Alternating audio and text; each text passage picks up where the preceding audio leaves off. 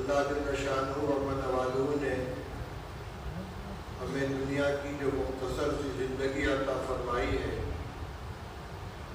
یہ در حقیقت آخرت کی ابد الآباد کی زندگی کی تیاری کے لیے دی گئی ہے، اور اس میں اللہ تعالیٰ نے ہمیں عمل کرنے کے بہترین مواقع عطا فرمائے ہیں، بہترین صلاحیتیں عطا فرمائی ہیں، بہترین حالات ہمیں عطا فرمائے ہیں۔ لیکن عام طور پر اللہ کے بندے ان مواقع کو ضائع کرتے ہیں، ان کی قدر نہیں کرتے، ان کا صحیح استعمال نہیں کرتے، ان سے صحیح طور پر فائدہ نہیں اٹھاتے۔ حضرت نبی کریم صلی اللہ علیہ وسلم جو امت کے حال پہ بے انتہا مہربان ہیں، طرح طرح سے امت کے لوگوں کو ان نعمتوں کی قدردانی کی طرف متوجہ فرماتے ہیں۔ ایک حدیث میں رسول اللہ صلی اللہ علیہ وسلم کا ارشاد ہے، نعمتان مغبون فیہما کثیر من الناس الصحۃ والفراغ۔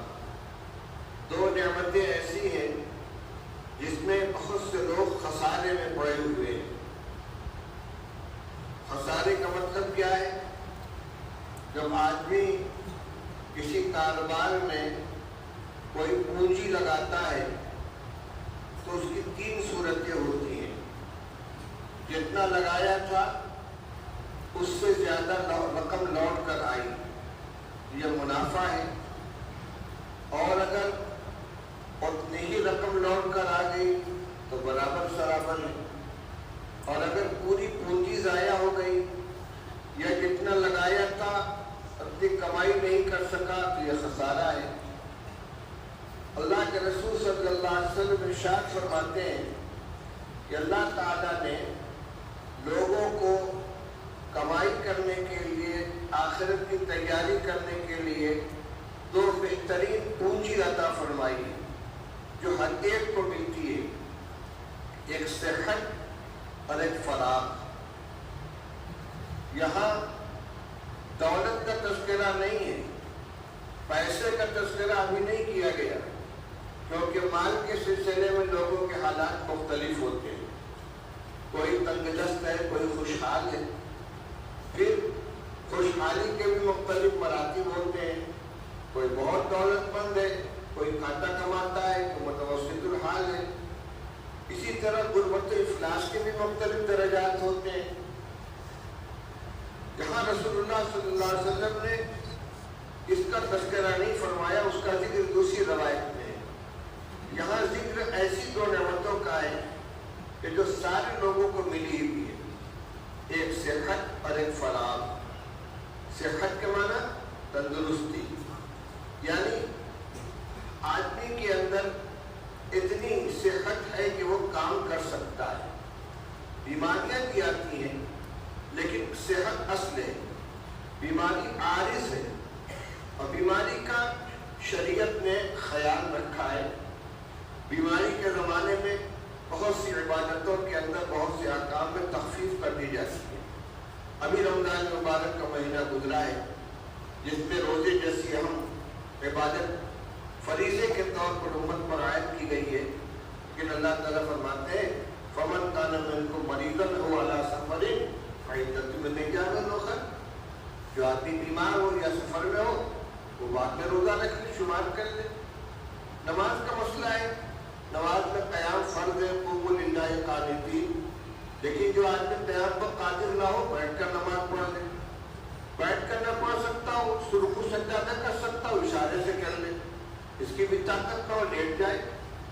تو اگر بیماری آتی ہے تو اس کی وجہ سے احکام میں خفت پیدا کر دی جاتی ہے، لیکن عموماً عام طور پر آدمی تندرست رہتا ہے جس میں کام کرنے کی صلاحیت رہتی ہے۔ تو ایک تو یہ صحت ہے، دوسرے فراغ۔ فراغ کے معنی فرصت کے اوقات۔ آدمی اپنے مشغلے میں مشغول رہتا ہے، کسی کا کام پڑھنا پڑھانا ہے، کسی काम तिजारत है, किसी काम सनत व इफ़्फ़त है, कोई मजदूरी करता है, लेकिन 24 घंटे कोई नहीं करता। कुछ न कुछ फुर्सत के अवकाश मिलते हैं और काम करने वाला अपना टाइम टेबल इस तरह बना लेता है, निज़ामुल अवकाश इस तरह मुरतब कर देता है कि सारे काम की उससे गुंजाइश निकल आती है। ये दो नेमतें ऐसी हैं जो अल्लाह की तरफ से तमाम इंसानों को अता की गई हैं, और ख़ास तौर से अहले ईमान जो अल्लाह की नेमतों का बड़ा हिस्सा पाने वाले हैं, हर एक को सेहत और फुर्सत मिली हुई है। रसूलुल्लाह सल्लल्लाहु अलैहि वसल्लम फरमाते हैं कि बहुत से लोग इन दोनों का सही फ़ायदा नहीं उठाते, वक्त को भी ज़ाया कर देते हैं, सेहत को भी बर्बाद कर देते हैं।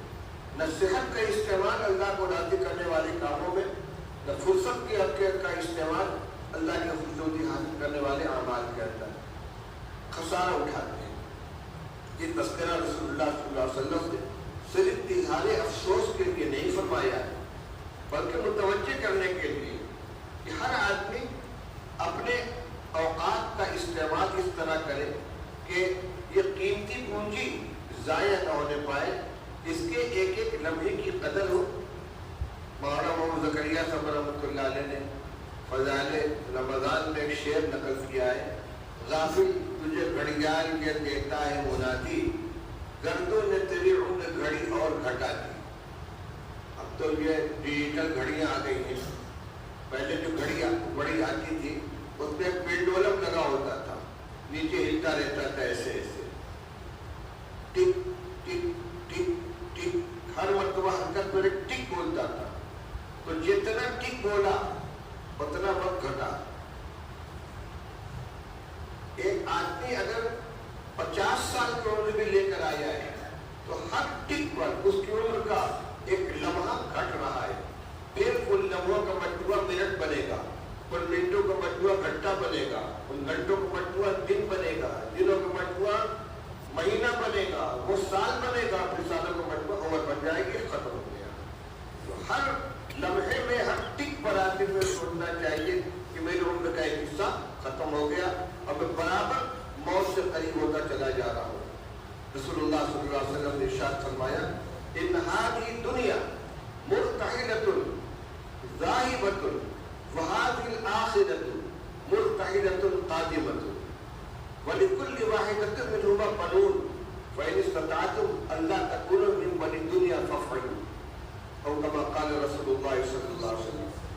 फरमाया रसूलुल्लाह सल्लल्लाहु अलैहि वसल्लम ने, ये आखिरत भी सफ़र में और दुनिया भी सफ़र में, दोनों का सफ़र मुसलसल जारी है।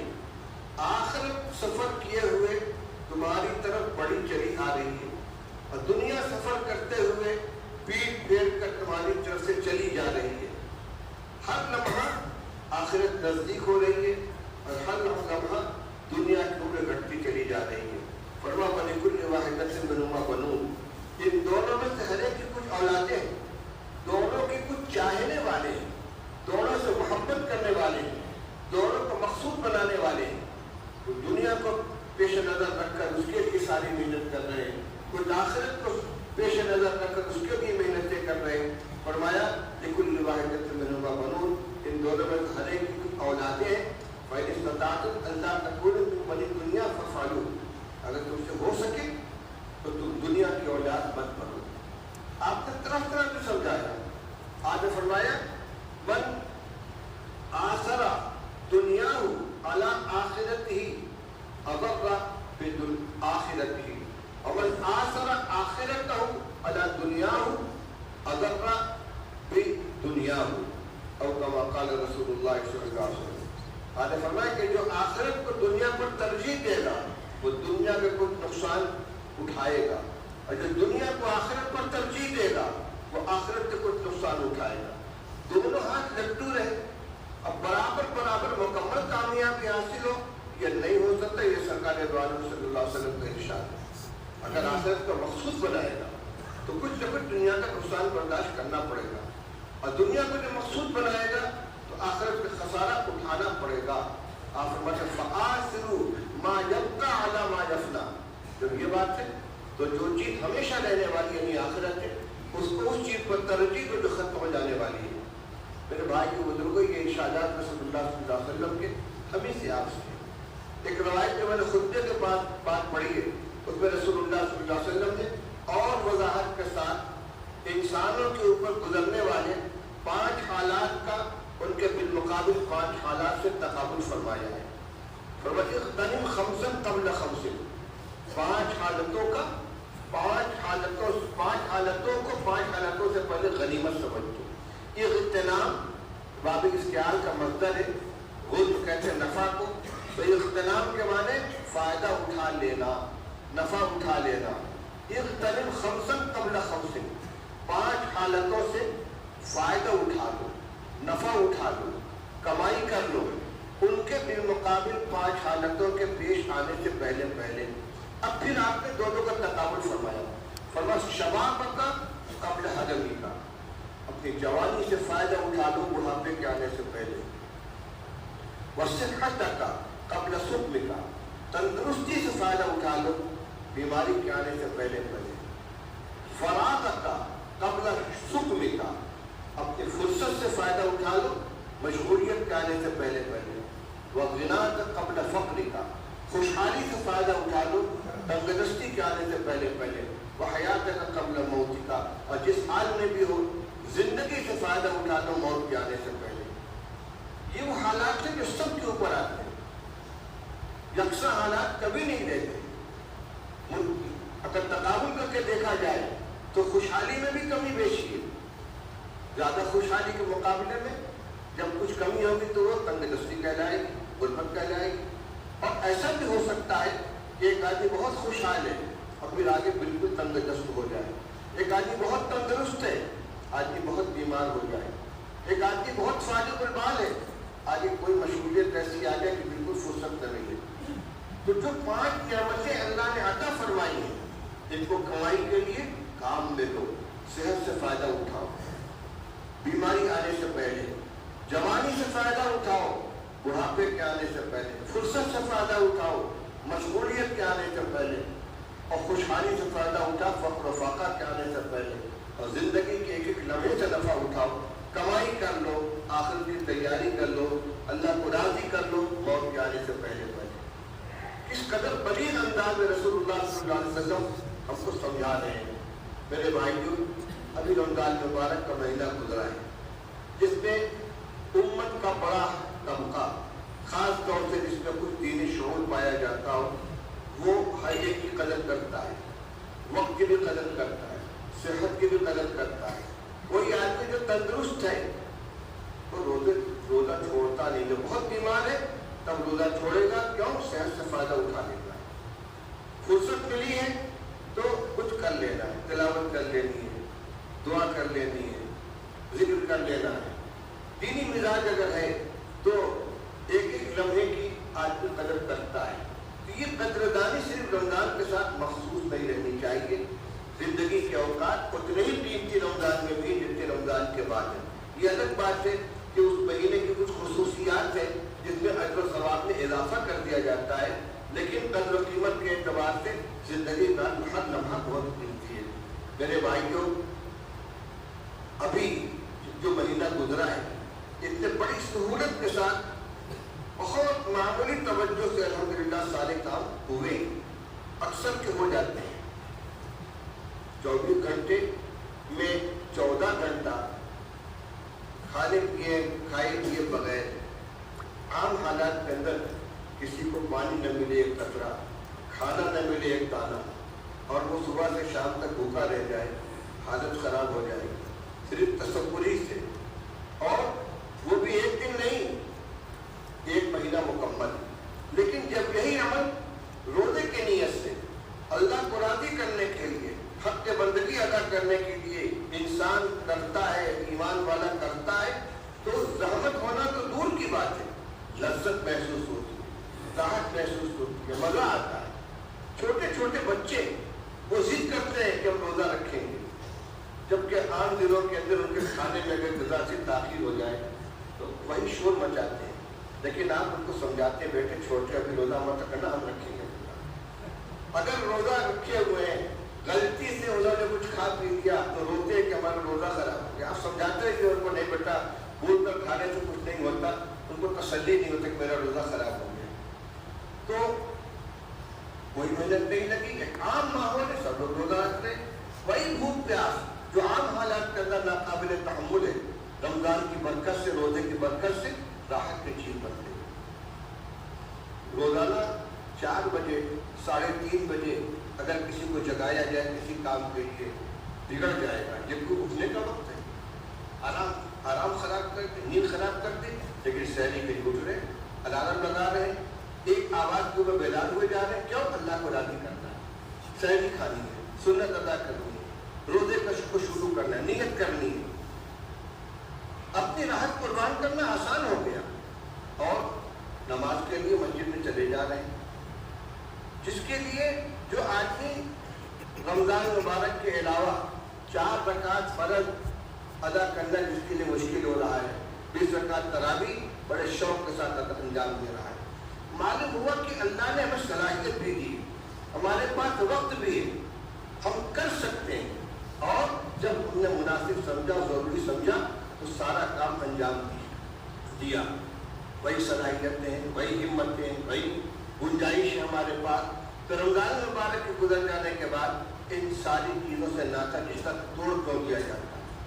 جن مسجدوں میں نماز پڑھنے کے لیے جگہ تنگ پڑ رہی تھی، وہاں امام صاحب کو انتظار کرنا پڑتا ہے کہ کچھ لوگ آ جائیں تو جماعت شروع کی جائے. آخر ایسا کیوں ہے؟ رمضان مبارک میں 3 ختم، 4 ختم، 5 ختم مقابلہ کے طور پر کیا جاتا ہے، اور اللہ کا شکر بھی ادا کیا جاتا ہے، دوسروں کے سامنے فخر بھی کیا جاتا ہے کہ ہم نے 4 ختم، ہم نے 5 ختم. پھر رمضان گزر جانے کے بعد سال پورا ہو جاتا ہے، کبھی یہ ختم تو مشکل ہو پاتا ہے. کیوں؟ یا قرآن اللہ کا جو کلام تھا، اس کی جو برکتیں تھیں وہ ختم ہو گئی. میں عرض یہ کرنا چاہتا ہوں کہ اللہ نے اپنی توفیق سے جو مزاج بنایا ہم، اور جو ہمارے لیے سہولت کے ساتھ اعمال کے موقع عطا فرمائے، اس عادت کو باقی رکھنے کی کوشش کریں. نمازوں کا اسی طریقے سے اہتمام ہو، قرآن پاک کی تلاوت کو یکسر ترک نہ کر دیا جائے. جو لوگ معمول کے طور پر کسی سے بیعت ہیں، ان کے معمولات کے اندر شامل ہے کہ بھی تسبیح پڑھنی ہے، ذکر کرنا ہے، تلاوت کرنی ہے. صرف ان سے نہیں کہہ رہا ہوں، عام مسلمانوں کی ذمہ داری ہے کہ ان کے گھر کے اندر قرآن پڑھا جائے. کوئی گھر قرآن کی تلاوت سے خالی نہ رہے. آج یہ المیہ ہے. ہمارے بچپن میں صبح گھروں کی اسی حال میں ہوتی تھی کہ گھر گھر سے قرآن پاک کی تلاوت کی آواز آتی تھی. عورتیں صبح اٹھنے کے بعد مصلی پر ہی بیٹھی بیٹھی قرآن پاک کی تلاوت کر کے تب وہاں سے اٹھتی تھی. کوئی گھر تلاوت سے خالی نہیں رہتا تھا. مرد بھی پہلے صبح اٹھ کر تلاوت کرتے تھے، اس کے بعد کوئی کام کرتے تھے. آج تلاوت کا ماحول گھروں سے نکلتا چلا جا رہا ہے، جماعت کا اہتمام نکل رہا ہے. مسجدوں میں آپ سلام پھر کر دیکھیے، بڑی تعداد مسبوقین کی پیچھے رہتی ہے. یہ نماز پڑھنے والوں کا حال ہے کہ نمازیوں میں ابتدا سے نماز میں شامل ہونے والوں کے مقابلے میں کہیں برابر کہیں کچھ کم مسبوق کی تعداد رہتی ہے 5 نماز کے اندر. یہ جو بے توجہی آ رہی ہے نماز کی طرف سے، تلاوت کی طرف سے اور دعاؤں کی طرف سے، یہ بڑی بربادی کا سامان ہے. قرآن اللہ کی وہ نعمت ہے. جس گھر کے اندر قرآن پڑھا جاتا ہے، روایت سے معلوم ہوتا ہے کہ فرشتے آتے ہیں سننے کے لیے. حضرت اسید بن حضیر رضی اللہ تعالیٰ عنہ صحابی ہیں، بخاری شریف کی روایت ہے. ایک دن تہجد کی نماز میں وہ تلاوت کر رہے تھے. ان کا گھوڑا بغل میں بندھا ہوا تھا اور ان کا بچہ یحییٰ اس کے قریب لیٹا تھا. نماز کے دوران گھوڑا بھٹکنے لگا، اچھلنے لگا. انہوں نے اور ان کو لگا کہ اوپر سے کوئی روشنی سی آ رہی ہے جس کی وجہ سے گھوڑا بھٹک رہا تھا. انہوں نے تلاوت بند کر دی، گھوڑا پرسکون ہو گیا. پھر تلاوت شروع کی، پھر گھوڑا اسی طرح اچھلنے لگا. انہوں نے تلاوت موقوف کر دی، پھر وہی سکون ہو گیا. تیسری دفعہ انہوں نے جلدی سے نماز ختم کی. باہر نکل کر دیکھا کہ ایک سائبان سطح جس سے بہت سے چراغ چل رہے تھے وہ دھیرے دھیرے دھیرے دھیرے اوپر جا رہا. انہوں نے صبح کو آ کر رسول اللہ صلی اللہ علیہ وسلم سے واقعہ بیان کیا. آپ نے فرمایا کہ وہ فرشتے تھے جو قرآن سننے کے لیے آئے. اسی طرح کا ایک واقعہ ایک اور صحابی کا ہے. وہاں آپ نے فرمایا تلک سکینۃ تنزلت بالقرآن، وہ سکینت تھی جو قرآن کے لیے نازل ہوئی۔ صحابہ نے اپنی آنکھوں سے دیکھا ہے، اور حضور نے حضرت زید بن حضیر رضی اللہ عنہ سے فرمایا اقرأ یا ابن حذیر، پڑھتے رہتے تو پڑھتے رہتے۔ کیونکہ یا رسول اللہ میرا بچہ بغل میں سویا ہوا تھا، مجھے اندیشہ ہوا کہیں گھوڑا اس کو ڈاؤن نہ ڈالے، اس لیے میں نے قرأت بند کر دی۔ آپ نے فرمایا کہ تم اگر صبح تک پڑھتے رہتے تو مدینہ کے لوگ اس بادل کو، اس صاحبان کو اپنی آنکھوں سے دیکھتے۔ وہی قرآن ہے، وہی فرشتے ہیں۔ ہم قرآن پڑھیں گے ہمارے گھر میں برکت آئے گی، رحمت نازل ہوگی۔ آج گھروں میں کیا ہے؟ لڑائی ہو رہی ہے، ساس بہو میں لڑائی ہے، بھائی بہن میں لڑائی ہے، ماں باپ اور اولاد کے درمیان اختلاف ہے، دلوں کے اندر دوریاں پیدا ہو رہی ہیں۔ کیوں؟ آج گانا بج رہا ہے، موبائل دیکھا جا رہا ہے، فلمیں دیکھی جا رہی ہیں، اختلافات پیدا ہو رہے ہیں، اور جو اللہ کی رحمت لانے والی جو چیزیں تھیں اس سے ہم نے ناطہ توڑ رکھا ہے۔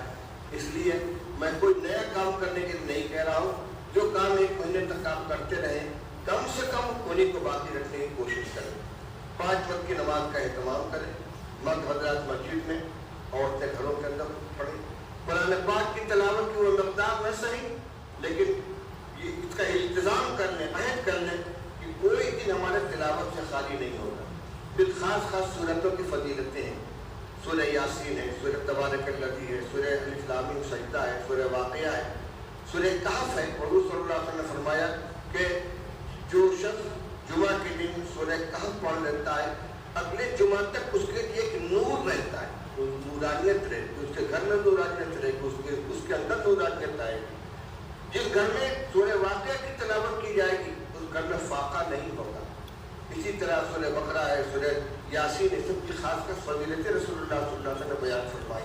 یہ ساری دولت ہمارے گھر میں موجود ہے، اب یہ نہیں کریں گے، جائیں گے کسی مولوی صاحب کے پاس، کوئی تعبیر دے دیجیے، پانی دم کر دیجیے۔ ارے اللہ کے بندو، تمہارے گھر میں اللہ کی نعمت موجود ہے، کیوں نہیں پڑھتے، کیوں نہیں تلاوت کرتے، کیوں نہیں قرآن کی آواز کو گھر میں بلند کرتے، کیوں نہیں نماز کا اہتمام کرتے؟ حضور صلی اللہ علیہ وسلم نے فرمایا اجعلوا فی بیوتکم من الصلاۃ ولا تتخذوها قبورا، اپنے گھروں میں کچھ نماز پڑھا کرو، گھر کو قبرستان مت بناؤ۔ فرض نماز باجماعت مسجد میں ادا کرنی ہے، لیکن اگر نماز کے چھوٹ جانے کا اندیشہ نہ ہو تو نماز کے پہلے کی بھی سنت ہے، نماز کے بعد کی بھی سنت ہے، گھروں میں ادا کرنی چاہیے، گھر میں نماز پڑھی جائے، گھر کو نماز سے آباد کیا جائے۔ آج یہ ساری چیزیں ہمارے گھروں سے نکل رہی ہیں۔ اس لیے میرے بھائیوں، میں نے آپ کے سامنے رسول اللہ صلی اللہ علیہ وسلم کی کئی احادیث کی روشنی میں یہی عرض کرنے کی کوشش کی ہے کہ جو اللہ تعالیٰ نے ہمیں مواقع عطا فرمائے ہیں، صحت ہے، تندرستی ہے، فرصت ہے، خوشحالی ہے، جوانی ہے، ان سب سے فائدہ اٹھا۔ پھر اگر صحت کے زمانے میں کوئی عمل کیا ہے اور بڑھاپے میں، بیماری کے زمانے میں عمل چھوٹ گیا، صحت کے زمانے میں انسان ایک عمل کا عاجی ہے اور بیماری کے اندر آ کے وہ عمل چھوٹ گیا، خوشحالی میں ایک عمل کا عاجی ہے، تنگ دستی میں آ کر وہ عمل چھوٹ گیا، اپنے مقام پر رہتے ہوئے ایک عمل کا عاجی ہے، سفر کی وجہ سے عمل چھوٹ گیا۔ صحیح حدیث کے اندر موجود ہے کہ رسول اللہ صلی اللہ علیہ وسلم فرماتے ہیں اللہ جل شانہ فرشتوں سے کہتے ہیں اس کے عمل کا ثواب لکھتے رہو۔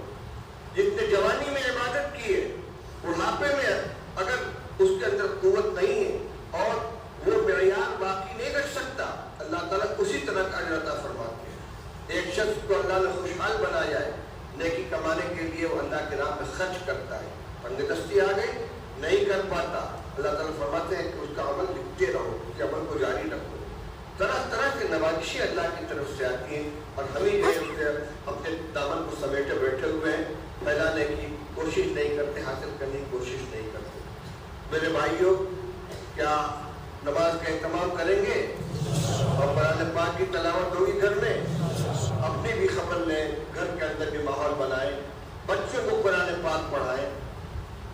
آج کل خوشحال لوگ اپنے بچوں کو انگلش میڈیم اسکولوں میں داخل کر دیتے ہیں۔ اگر اپنے مسلم مینجمنٹ کا اسکول ہے جہاں دینیات کا بھی نصاب شامل ہے، قرآن پاک بھی پڑھایا جاتا ہے، دینیات بھی پڑھائی جاتی ہے، کوئی حرج کی بات نہیں ہے، لیکن خالص انگلش میڈیم اسکول میں اگر بچوں کو شروع سے داخل کر دیا گیا، ان کو قرآن نہیں پڑھایا گیا، ان کو کلمہ نہیں سکھایا گیا، ان کو نماز نہیں سکھائی گئی، اور الگ سے بھی ان کے دینی تعلیم کا کوئی نظام نہیں قائم کیا گیا تو آگے ان کے ایمان کی حفاظت کی کوئی گارنٹی نہیں ہے۔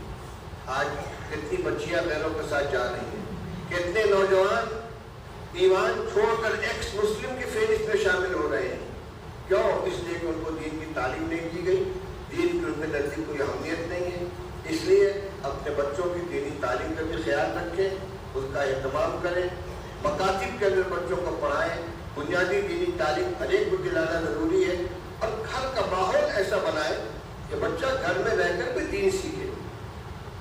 سب سے بڑی تعلیم گاہ ماں کی گود ہوتی ہے۔ گھر میں جیسا ماحول ہوگا بچہ اسی طرح کا مزاج بنائے، اسی طرح سیکھے گا۔ مدرسے اسکول میں تو تھوڑی دیر کے لیے جاتا ہے، باقی اس کا سارا وقت گھر پہ گزرتا ہے۔